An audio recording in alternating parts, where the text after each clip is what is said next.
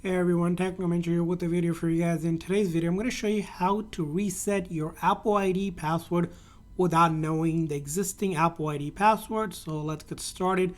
Now this works really well if you have a device that you already signed into and it is a trusted device on your account. So all you're going to do is, this works on iPhone, iPad, even MacBook, is just simply go into your setting and tap on your Apple ID account here.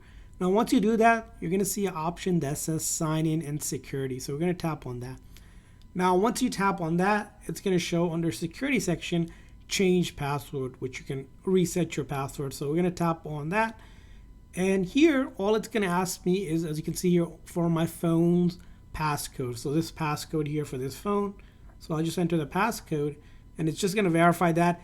And I don't need my old password here. As you can see here, I can just type in a new one and hit continue to change it. As simple as that. So that's all you need to do in order to change or reset your Apple ID password without your old password. I hope this video was helpful. If so, please consider a like and subscribe button for more tips and tricks for your iPhone. We'll see you guys next time.